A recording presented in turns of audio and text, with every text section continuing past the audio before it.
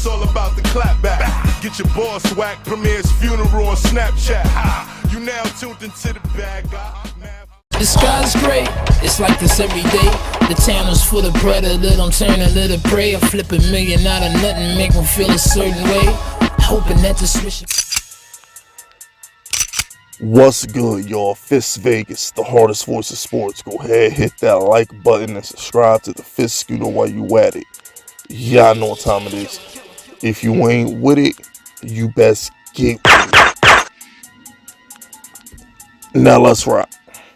Listen, subscribe to my channel, okay? If you are new, subscribe to my channel. Hit the damn notification bell while you doing it. Alright, don't be watching my videos and not hitting that subscribe button. You feel me? Alright, I don't want to have to pull up on you. I don't want to have to gun you down like Ricky from Boys in the Hood, because I do that shit. You feel me? But with that being said, this is what I wake up from my nap to see. This is what I wake up from my nap to see. I wake up from my nap and see Blake Griffin signing with the Nets. Now, granted, I was going to do a video on this Friday, but I got busy. It said that he wanted to join the Nets. And I'm just like, cap. I'm thinking it's cap because I know Blake Griffin lives in LA. So I honestly thought he was going to go to the Clippers. I thought he was going to go back to the Clippers and go to the Lakers or something like that. Well, nah, he'd be a bad fit on the Lakers. Lakers on you. But I thought he might try and go back to the Clippers or something. But him in Brooklyn coming off the bench, I mean, damn, man, how much more help does one team need?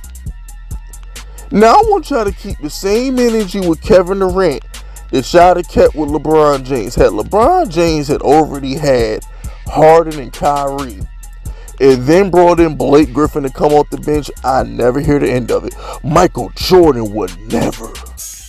Kobe Bryant would never. I would never hear the end of this shit. Y'all will slander LeBron until you ran out of air in your lungs to talk with. But because it's Kevin Durant, it's okay. Because it's KD, it's okay. It should be a firing range video because I'm offended. I'm offended. And I just spoke on this earlier this week. I was like, y'all give everybody a pass because y'all want to see LeBron lose so bad. You want to make sure LeBron ain't the MVP. You want to make sure he don't win a title. They ganging up on a 36-year-old. LeBron in year 18, and they got to gang up on him like this. It take all these people to beat one guy. One guy.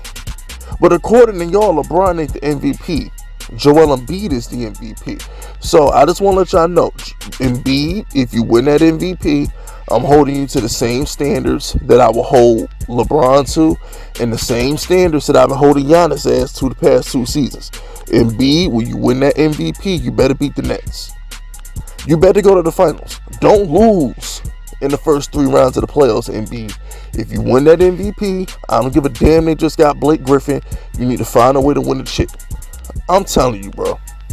This team on 2K gonna be hell. Now, I was already using the Nets a little bit in Tier 3 because I don't play my team in 2K. My team in 2K is stupid. They don't miss 3-pointers. Bums think they're nice because they shoot 83s a game. So I play ranked. I'm almost at Hall of Fame trophy. I'm almost at Hall of Fame status. Ranked. Those of y'all, for my 2K players, y'all know 2K player knows what I'm talking about. I'm almost at Hall of Fame status. My Tier 3 team is either the Nets, the Warriors, the Nets, the 2017 Warriors, or the 2013 Heat. Those are the 3 teams I use. Okay, I had to leave Ben Simmons alone because I couldn't shoot with Danny Green, whatever. If I go back to the Nets, y'all understand I'm about to have this dude Blake Griffin play center. Okay, I'm starting Blake Griffin as center. Now I know in real life he gonna come off the bench. In real life, Blake Griffin's gonna come off the bench and he's gonna help the second unit. But if for 2K purposes, he's starting the center because Blake Griffin can actually hit his free throws and he can score inside the paint. This dude DeAndre Jordan is a waste of space, and I think they got this backup named Claxton. He with all the damn hair, whatever. Blake Griffin is my starting center. And speaking of my starting center, they should have waited for Drummond. They need Drummond. That's what the Nets need. The Nets need a center. The Nets do not have a center. They need a rim protector. They need a Drummond. Clean the glass. Play defense. Drummond has led the league in rebounds for like 5 straight years or something stupid like that. As many 3-pointers and jump shots as the Nets take, they need a rebounding ball vacuum like Drummond to clean shit up on a regular basis. Like, I really just thought that they will save it for Drummond. That's what I was thinking, but I guess not. I guess it's Blake. It is. Look, man, this offense is impeccable. James Harden, what did you expect? Him, I've seen this story before with James Harden. I mean, the guy did win an MVP.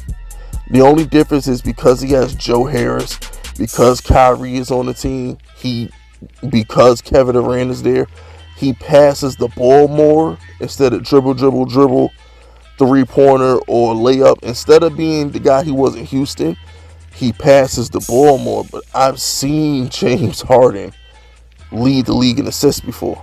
This is nothing new. So this is pretty much like, because my thing is Mike D'Antoni still coaches the fucking team. I don't care what anybody. It's still Mike D'Antoni's team. I know Steve Nash is the coach in title, but he brought D'Antoni there to run the team. Now, Steve Nash, as the season progresses and going into next year, Steve Nash will be the head coach. But Steve Nash never even coached a college team. This is Steve Nash's first head coaching job, period. Who do you think is setting the itinerary? Who do you think is helping him with the practice schedule? Who do you think is helping him when they decide when they leave for road trips, how long they're going to stay on the road, installing the game plan on a nightly? All that's Mike D'Antoni. So when you get Steve Nash and you get Mike D'Antoni, you're basically putting the Houston offense in Brooklyn. It's harder for Kyrie and Kevin Durant to fit into the offense than it was for James Harden. James Harden's been running this offense for years. So if you're wondering why everybody looks good in Brooklyn right now, it's because James Harden has been the point guard for Mike D'Antoni for years. So he makes everybody look good because it's his offense. It's like playing Madden. It's like those guys who play Madden. If they keep your playbook the same, like people who run New England playbook been the same. Wing trips and trips week been the same in New England playbook for a decade. So you know what you're doing. But if they took those two formations out the game, you would be lost. That's really what it is. But anyway, Blake Griffin ain't dunked in 2.5 years. LeBron James ain't losing no sleep. That's it, that's all. Subscribe to the unit if you rockin' with me. My name is Fist Vegas, and I approve this message.